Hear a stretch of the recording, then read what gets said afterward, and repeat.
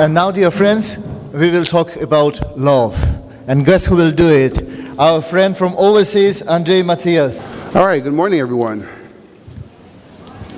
Good morning.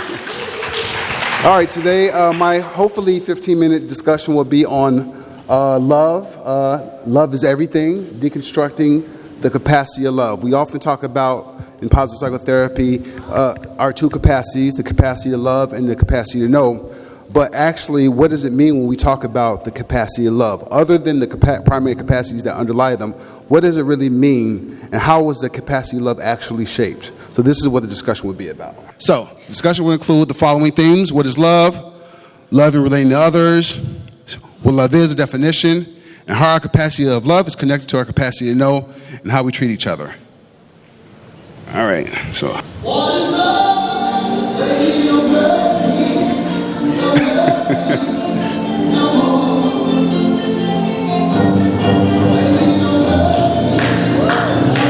Thought I'd get you guys going a little bit.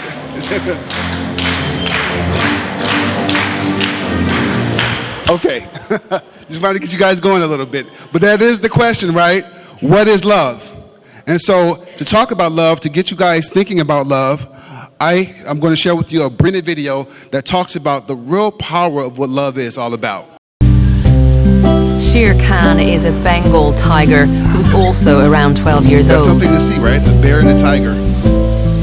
Asian black bears and tigers do share the same territory in the Far East, but when they meet, one of them ends up badly injured or killed. And so to see these two guys, they're around 12 years old, showing so much affection for each other, is pretty amazing. Views of love through time. How about that video, right? The whole point is to illustrate that even with primary predators like a bear, a lion, and tiger, the idea of love is so powerful that can overcompensate. It can actually diminish their predatory nature because of the need for connection and the need to reduce stress. This is the power of love, is what we're talking about. But how that love is formed is critical to how we start to view ourselves and how we relate in the world. So, views of love over time. Views of love over time. A purpose of human life, no matter who is controlling it, is to love whoever is around, to be loved. Love is a temporary insanity curable by marriage. I don't know if that's true or not, but love has nothing to do with what you are expecting to get, only with what you are expecting to give. So these are all various definitions of various people over time who've talked about and have been consumed with the idea of what love is. I spoke about Harry Stack Solomon before, and he again talks about love in a very specific way. He says, when the satisfaction or the security of another person becomes as significant to one as their own satisfaction or security, then the state of love exists. I'll repeat that. When the satisfaction or the security of another person becomes as significant to one's own satisfaction or security, the state of love exists. Under no other circumstances is a state of love present, regardless of the popular usage of the term. The idea of love is to deeply care so much about someone else that you would be willing to do anything for them and they be willing to do anything for you. This is the essence of what love is all about. And how that is formed is critical to how we exist in the world. And this generally is how we love in positive psychotherapy, according to Martin Buber. How we love is formed in the family, through the parents, through the I thou, I we relationship. The capacity to love allows us to form the capacities, right? The critical thing that we must understand about love is that love is this connection with someone else. And because it's a connection with someone else, you are dependent on that person for a relief of anxiety. But if that other person is anxious all the time, then you will be anxious all the time. That is the critical aspect of love when we talk about infants and the mothering one. So, for example, there was a study done, it's called the Harlow study, and what the Harlow study showed was that this monkey is an orphan, separated from his mother since the day of his birth. Literally, his life hangs by a thread, a soft cheesecloth pad that is his only companion, his only comfort. Once a day, the pad is removed for cleaning.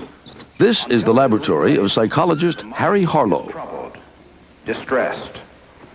Permanently deprived. He is studying monkeys to better understand human relationships. He may die for want of love.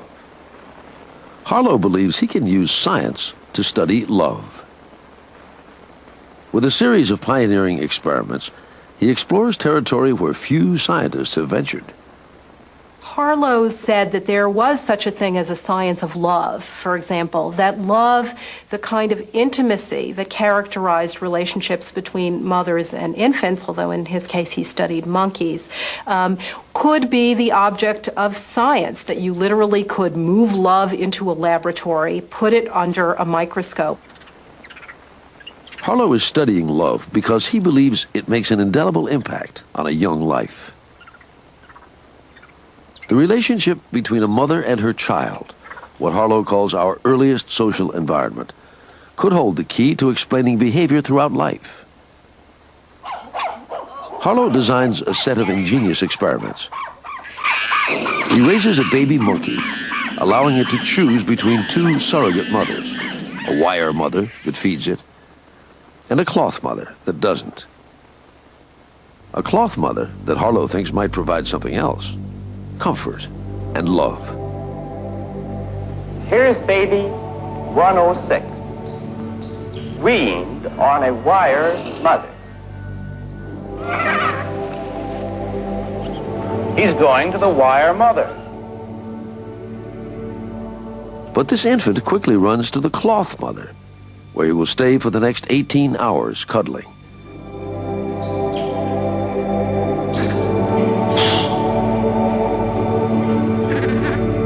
In Harlow's mind, choosing nurturing over sustenance. In another experiment, Harlow creates a fearful situation. Whom does the infant turn to now? Let's find out what his reactions to his mother are when we frighten him. So, the point of the Harry Harlow study is to show that the need for connection, the need for love is so powerful that the monkeys in the study will forego food in order to be next to the cloth monkey mother, because the need for connection is that powerful. That is how powerful the need for attachment is in people. And when we don't get that attachment, that feeling of love, our capacity to love becomes neurotic. And what tends to happen is that we form a poor formation of attachment. So the results of this study show that in both groups of monkeys spent more time with the cloth mother even when she had no food or no milk. And when these monkeys were isolated and placed with other monkeys who did have a proper upbringing, they were timid and easily bullied. That means they did not know how to interact with others very well. And finally, what this tells us is that maternal deprivation, the idea that not receiving love from a mothering one or a loving caretaker, maternal deprivation leads to emotional damage. But the wonderful thing about the human mind is that we can bounce back. Our minds are very resilient. So maternal deprivation leads to emotional damage, but can be reversed if attachment is made before the end of the critical period. So throughout our development, even if we do experience a broken attachment between our caretakers, in the critical period of us growing up, if we do find an attachment like those animals, like the bears and the lion and the tiger, that we can still develop in a normal way. So this is the main idea of attachment theory. The three main points about attachment theory when we talk about love and our capacity to love and how it's formed is: we need a model of others as being trustworthy, a model of the self as valuable, and a model of the self as effective when interacting with others. This is the key to attachment theory. And the thing that underlies the capacity to love is this idea of healthy attachment to others. So when we think about the capacity to love, always think about it in terms of a hierarchy of needs. And what's critically important to understand about the capacity of love is these three lower levels. These things must be provided to us in a steady, consistent manner for us to develop a healthy capacity to love. We are built on this need for needs and anxiety. And that's sort of how our self-system, our personality is formed. We try to move away from anxiety, and we try to seek security. That is the basis of how we form our personalities. That is the basis for how we interact with others. And this is called the theory of reciprocal emotions. The theory of reciprocal emotions. The tension and anxiety when present in the mother or mothering one also induces anxiety in the infant and vice versa. So love and tenderness in the mother also induces love and tenderness in the child. So, without nurturing love, the child will have difficulty with which capacity? The question I'm asking is, without love, without nurturing, right? There's a capacity there that's missing in between here. In order to have a healthy capacity to know, we need a healthy capacity to love. And as a child, what's very important about the capacity to love is, if you're a child and you do have a healthy capacity to love, if you have been loved, if you have been nurtured, guess what happens for the child? The child learns how to trust. Trust is the fundamental link between the capacity to love and the capacity to know. Always remember that. The capacity to trust, the ability for us to trust, is fundamental to our capacity to know. And I'll tell you why. If our capacity to love is not healthy, if our ability to attach to others is not healthy, then we are frightened about the world. We do not want to explore the world because we have a fear that if we go out into the world will hurt us. So we stay to ourselves. That is fundamentally difficult for a person to explore the world, to develop their capacities to know, because they are too scared to go out there and explore. So the connection that we must understand in terms of having a healthy capacity to love is that it develops our capacity to trust. So that when a child goes into the world and he touches a hot stove or falls and scrapes his chin and starts to cry, he can get up and go to his mother because he knows his mother will be there for him. He trusts that his mother can be there for him. So he's willing to explore. She's willing to explore. And because he's willing to explore, he's now setting himself up to develop those capacities to know. But if not, then the child will stay within himself, stay withdrawn.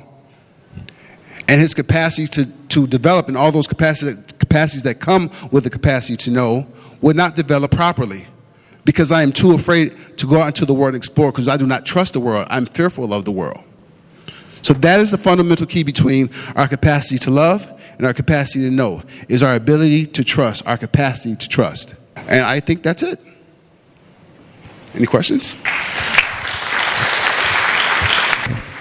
Any questions? So, Andrea, what we need is love. Thank you for this important speech. While listening to you, I draw a four-dimensional element of love for myself. Okay. And when the body is, there would be tenderness for me. Where reason is, there will be understanding. When there is contact, I put safety. And for the spiritual part, I put meaningfulness and appreciation. I did it for myself, but I think that everybody might feel differently. So there are very different forms that you can show love and feel loved. And at this point, I would rather share not a question, but rather a comment. I think some of you may know there is a great book of Gary Chapman, 5 Languages of Love. And when you compare love of animals to humans, I have this feeling that you actually correspond to only one aspect of human life, which is tenderness for me.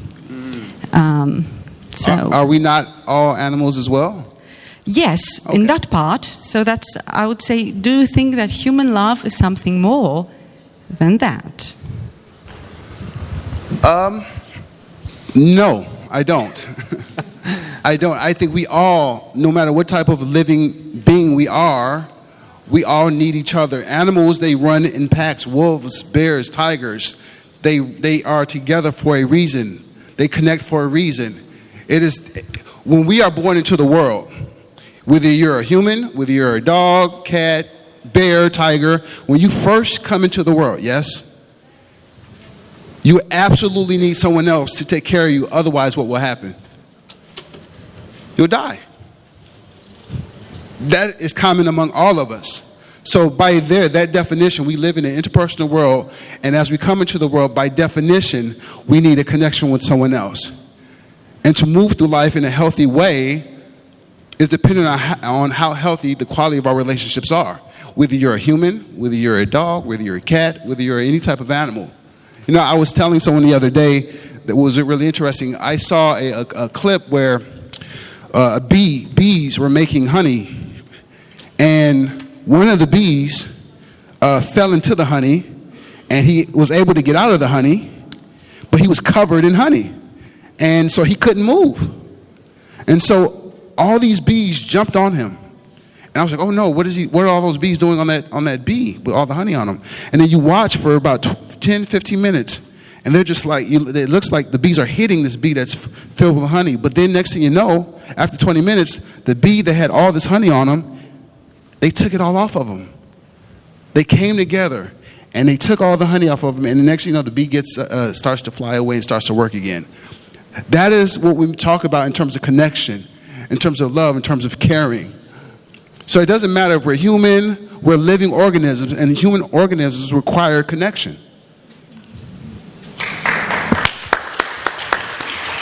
When children come out, when they're born, they are very dependent. They have absolute dependency on their mothers. And what you're saying is right. At this first time, they require tenderness, they require attention, they require a type of, body contact and so on and so forth. And that is the first thing we have before we develop other capacities of love. So what you showed us is very correct, because nobody comes up and can start developing his capacity of love. But the first thing is this absolute dependency, which is necessary for the child to have trust. Thank you. And so with that being said, my last point is that in order for us for people to truly evolve and to develop all those wonderful capacities to know, their capacity for love must be developed properly. Otherwise, those other capacities are in jeopardy, because we're going to be afraid to explore the world. And having the willingness, the ability to explore is fundamental to developing our capacity to know. Thank you. Thank you, Andre, so much.